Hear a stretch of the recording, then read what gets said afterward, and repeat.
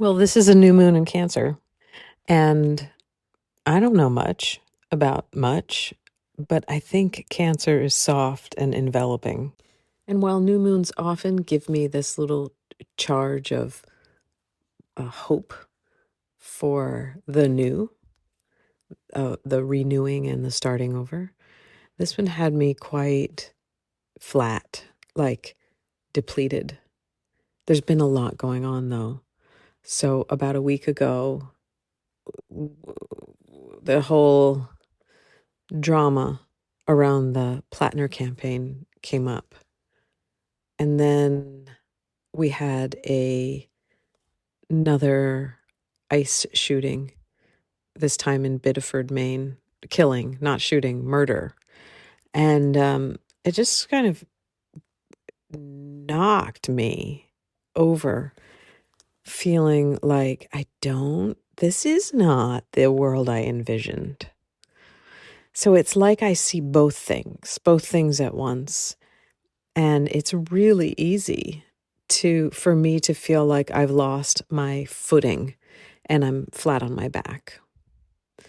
And so this new moon had me feeling like I'm on my back. And also that wasn't a terrible place to be. That it's almost like my footing, when I think I'm really on my feet, kind of like, here I am, productive in the world, getting somewhere. It's almost like I'm aiming in the wrong direction. There's something off about the way I think I should be in the world. And that has to do with the way I think I should be for myself and for others and for the capitalist system. And I don't want this to be true, but it's just this undercurrent of who I think I need to be in order to be a good participant in the world. And in the world is the capitalist world. So when I try to plant myself into something new, something that is generative and nourishing and doesn't continue to destroy the planet, I don't really know which way to face. Because partly I wonder if doing less is the new right way for me to be. And it actually terrifies me.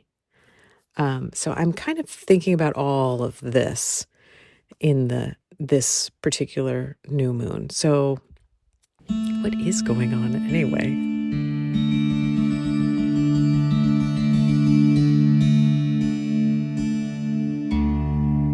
Hello and welcome. I am your host, Ann Headley, and this, where you've landed here, is my podcast. What is going on anyway? This is where I take some time every couple of weeks to check in intuitively and imaginally and creatively with the new or full moon and with myself. It actually takes this incredible amount of gathering together to get myself into this little space to record this. I don't quite understand it because once I'm here, I feel very safe and it's so cozy in here, this little closet space. And I really just check in. I do the checking in, but somehow I think I'm supposed to know ahead of time. Like I'm supposed to have some kind of expertise that brings me to this room.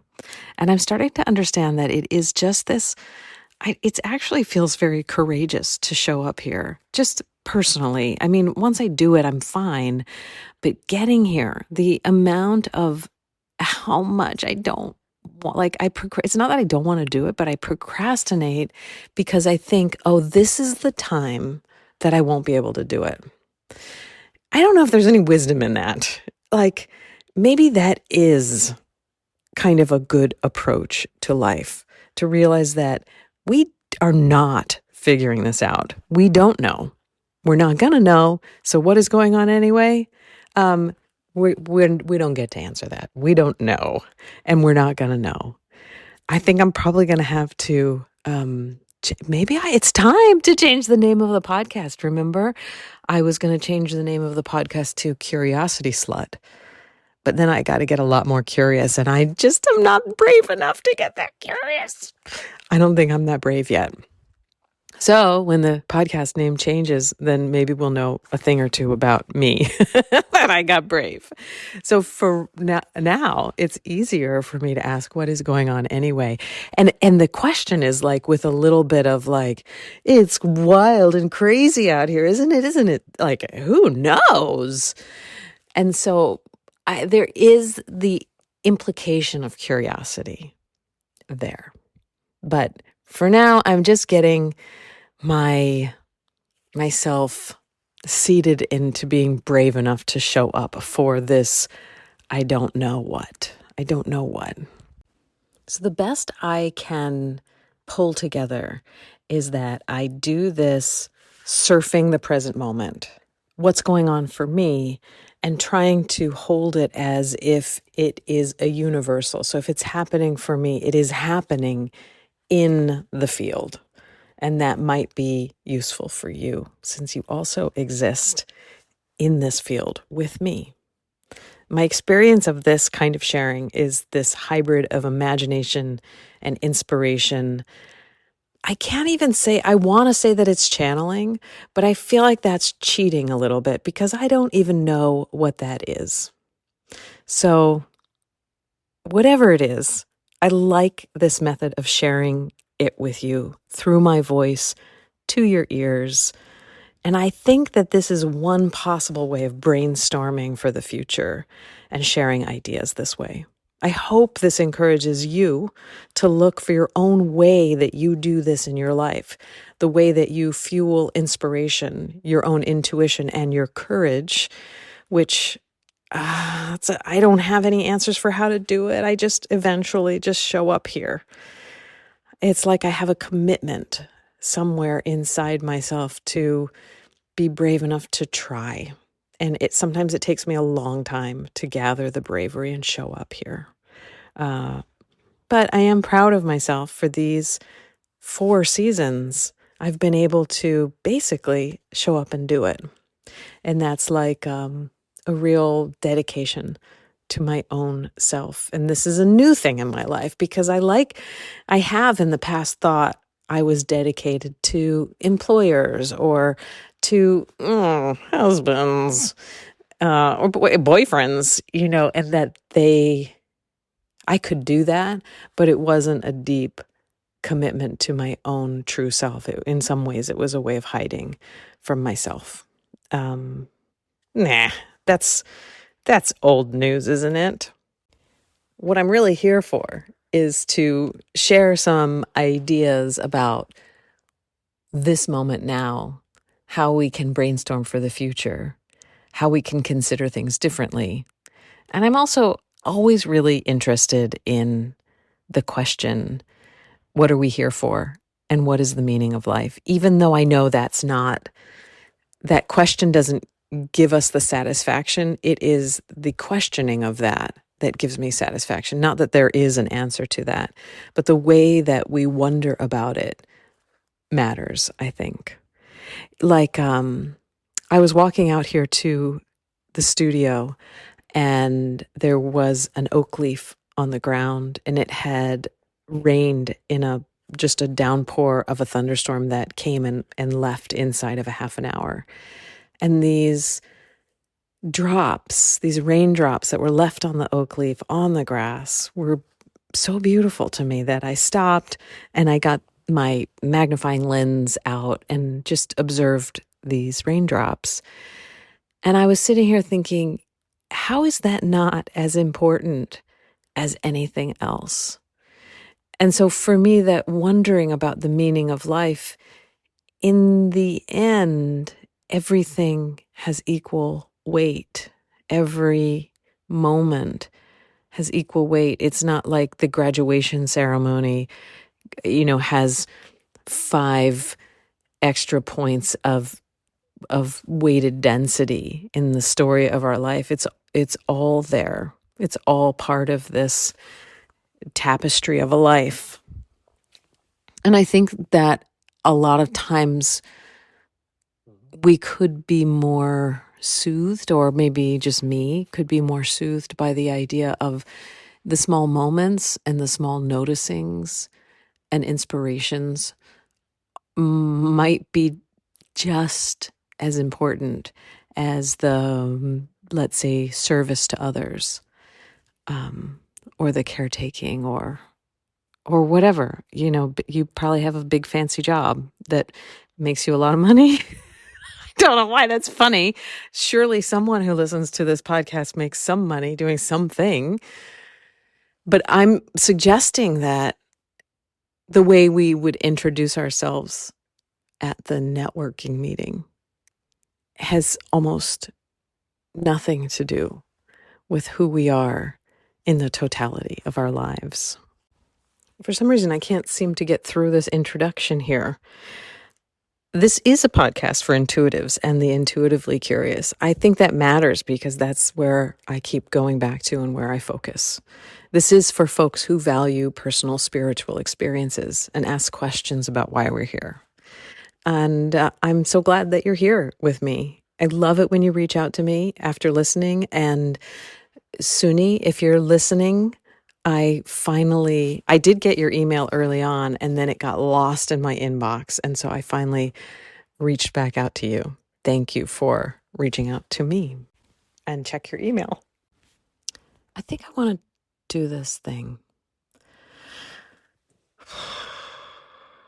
This is where I need to be a little brave. I wrote this recently, and after I started reading for a while, I thought that maybe sharing it on the podcast was the right thing to do. It was something that was spinning around in my mind, and I figured that if I wrote it down, it would help me, I don't know, kind of like sand the edges of the thinking, and it kind of turned into something else. So I'm going to tell you this story, which is partly true and partly imaginal and partly, honestly, channeled writing. We were sitting in a mediumship circle in an uninsulated cabin on the coast. It was summer and warm. My father was still alive, and we went to be entertained. And side note, those of you who are around this area know Temple Heights, and it's a spiritualist camp. And spiritualists are a particular, I want to say brand, a particular sort of new age type of folks that have like kind of a structure and rules around how they do mediumship and channeling, and it doesn't completely align with me, and there's nothing wrong with that, but I do love them, and it's adjacent to a lot of things that I dabble around in, like, you know, talking like animal communication, for example, and telepathic conversations. Okay, that was all in parentheses. So back to, my father was still alive, and we went to be entertained. We went to a mediumship circle. Yeah.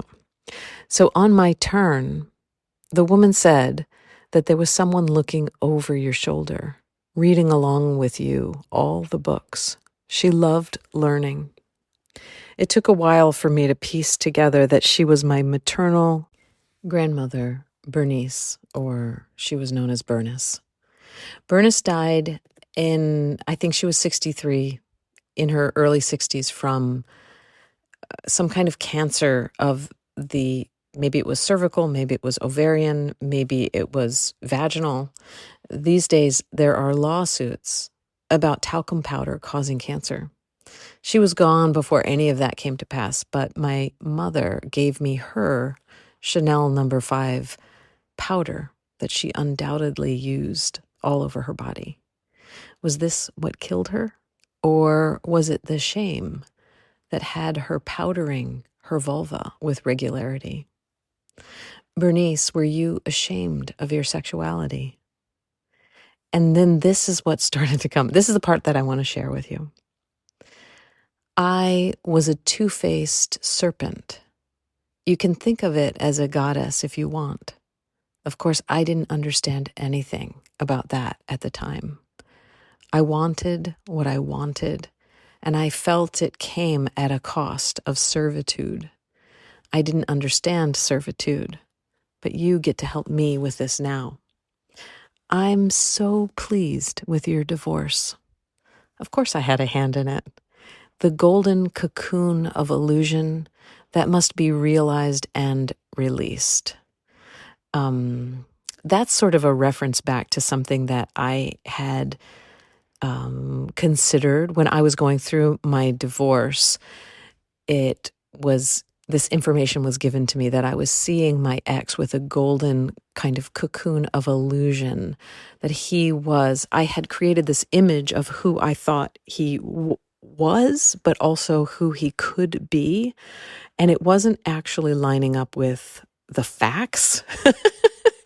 And it was really, really hard for me not to see. Like, it's an incredible ability to see the best in someone. And what I was seeing, I'm sure he would not even, it wasn't what he wanted. It was a prison that he did not want to live inside of that way I saw him. I thought it was a beautiful image, of course. I did not think I was harming. But anyway, back to this. That's just to give you the information about this. So the golden cocoon of illusion, that must be realized and released. We can hold objects and people in a true prison, a fantasy prison. In fact, it doesn't seem dangerous or harmful, yet it is, because it stalls self-empowerment on both sides. Even this most recent event with Graham Plattner, the way that people held him in a golden cocoon is like a prison. Those old ways of contracting people's lives and souls is over. Too many people wanted him to be powerful in lieu of themselves. The release of that contract is more like a levee breaking. This is not how things are structured anymore. One could see this as a great relief. It's like the energetic physics don't work anymore. As with your divorce, the old contractor, I'm not even going to fix that. The old contract no longer held, and your ex was free to exercise his will to make a change. More than that, you were released into your own freedom, which you would not choose. You couldn't even see it at the time as freedom. That's how this moment is now. People are sad and disappointed, but it is actually a moment of great freedom. Why have we felt relegated to this mundane, ancient system of pretend representation? This is not the will of the people, and the structures keeping hierarchy intact are rotten and no longer support weight. What you are seeing is natural if you look at the invisible factors. Or rather, if you see this like an equation, you have to solve for X here. You can't see X, but things don't fall apart like this without that factor. And so we must look and solve for what isn't apparent. What is really true is that people have the power. People want change. So the structure will look different because it can't be one person anymore. You might say Plattner plus. The movement is still as strong as ever. This is a good sign. Do not despair, because I know you, and you are quietly in despair. You can let that go with the past that is changing right in front of your eyes. You don't need to be excited either. Can you feel that seesaw? It's neither. It's like softly accepting that you are here on this earth and holding space for the truth of your own personal being and its desires. You walk into the garden and feel peace. And in that, you are being a pocket of peace, a moment of exhale that actually really, truly, and you have to get this, it matters. Imagine calming down a room of children. Each gesture matters.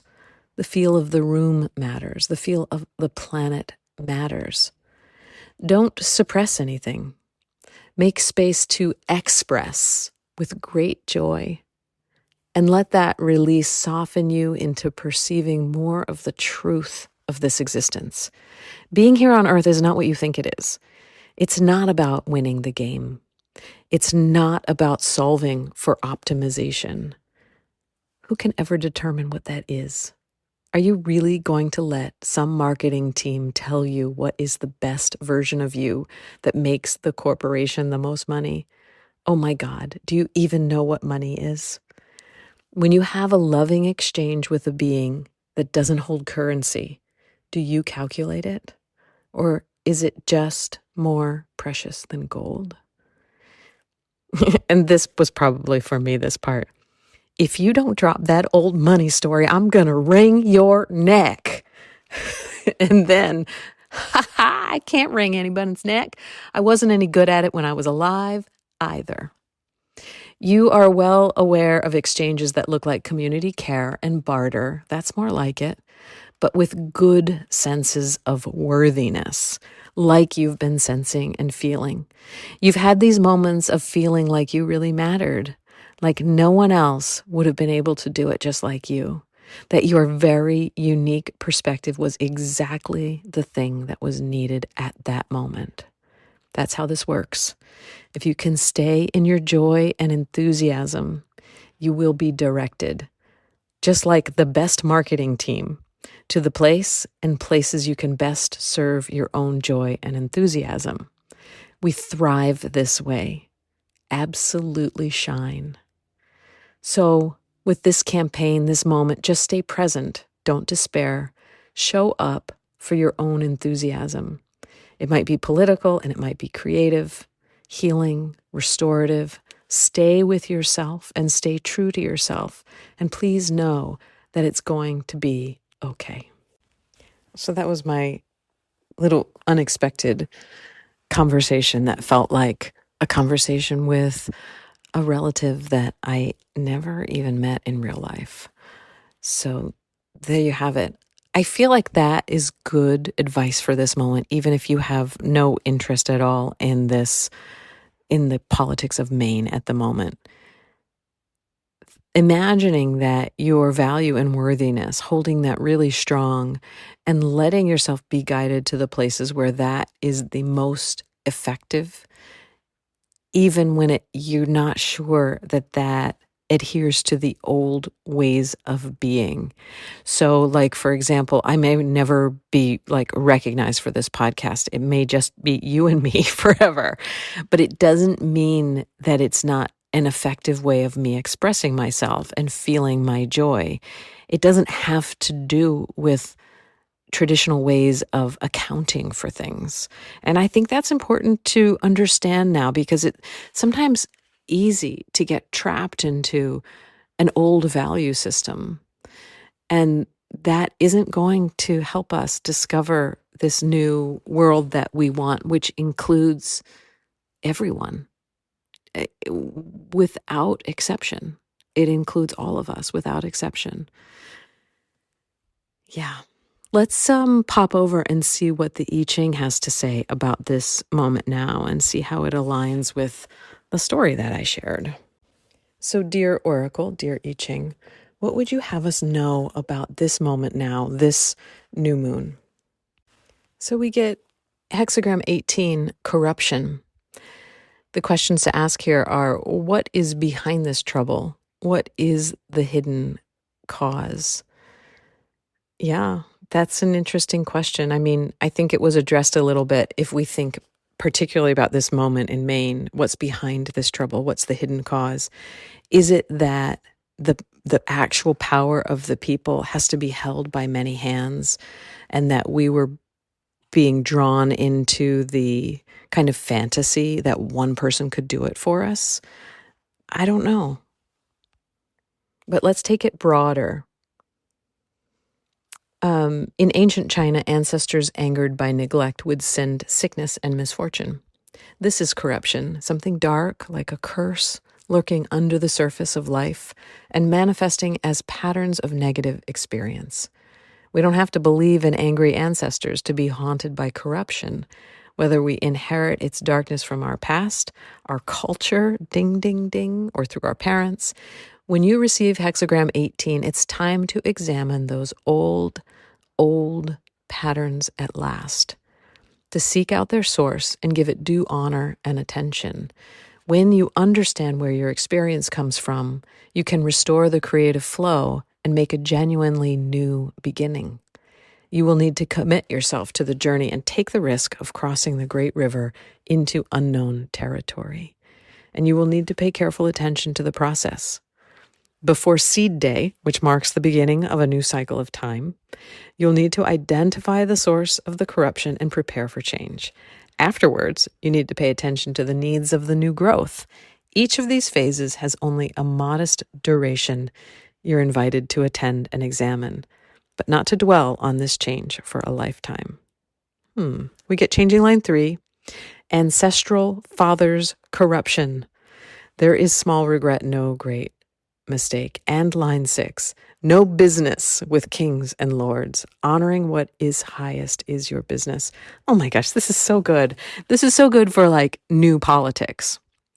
It changes to hexagram 7, the army. What are you aiming for?